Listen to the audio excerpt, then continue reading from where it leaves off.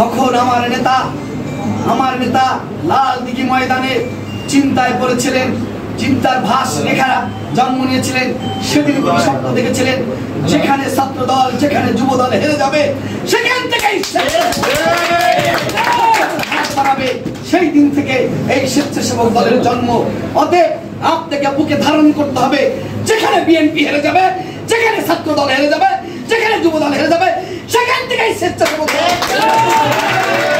এটাই স্বেচ্ছাসেবক দলের নীতি এবং আদর্শ।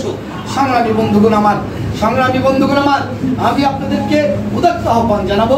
আমার বন্ধুবর আশরাফুল আলম সাবু একটি সুন্দর কথা বলেছে, আমার শহীদুল ইসলাম একটি সুন্দর কথা বলেছে, গাঙ্গীর আহ্বায়ক, যে আসলে আমরা কেবল একটি স্বাধীনতা অর্জন করেছি, কেবল একটি কুড়ি থেকে একটি গাছ রোপণ করেছি। এই গাছকে আমরা আমাদেরকে ফল ধরানো পর্যন্ত লালন পালন করার মধ্য দিয়ে এই গাছকে আমরা উজ্জীবিত করব। এইটা মাথায় রাখতে হবে। এই বিজয় শেষ বিজয় নয়, এই বিজয় পরে আর একটি সাংগঠনিক বিজয় আছে, সেইটি হচ্ছে আমার দলকে সরকারের মসনদে বসাতে হবে, জাতীয়তাবাদ শক্তিকে সরকারে বসিয়ে তবেই আমরা ঘরে ফিরবো। এই ঘরে ফেরার মধ্য দিয়ে আগামী দিনে এই সরকারকে সহযোগিতার মধ্য দিয়ে আমরা আগামী দিনে ভোট যুদ্ধে গ্রামে গ্রামে ধানের শীষকে জেতানোর জন্য, জননেতা মাসুদুর রহমানকে জেতানোর জন্য আমরা অকুতোভয় সৈনিক হিসাবে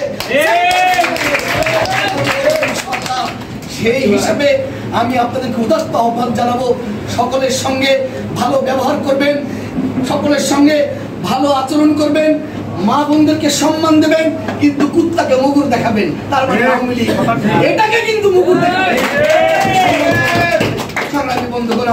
সংগ্রামী বন্ধুগণ আমার, আমি খুব ব্যথিত, বক্তব্য দিচ্ছি কিন্তু জোর করে, কিন্তু আমি জানি যদি কোনো ফুটন্ত ভালো গাছ সে তার নিজস্বতার মধ্য দিয়ে যাকে তাকে থামানো যায় না, কেউ পারেনি, কেউ পারবে না, কেউ পারবে না। আমার মধ্যে জাতীয়তাবাদ আদর্শ আছে, আমি জাতীয়তাবাদ আদর্শে বড় হয়েছি, আমার এই আদর্শ কেউ নিতে পারবে না।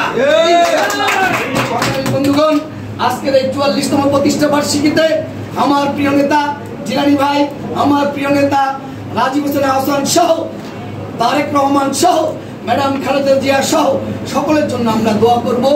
মাহমুদ মাওলা গো, আমরা এই মেহেরপুর বিএনপির পার্টি অফিসে আমরা স্বেচ্ছাসেবক দলের কতিপয় সদস্য তুলে দিয়েছি। মাহমুদ, তুমি তো জানো আমাদের কার কি চাহিদা, আমরা কে কি চাই, তুমি সকলের মনের আশাকে তুমি পরিপূর্ণ করে দিও মাহমুদ।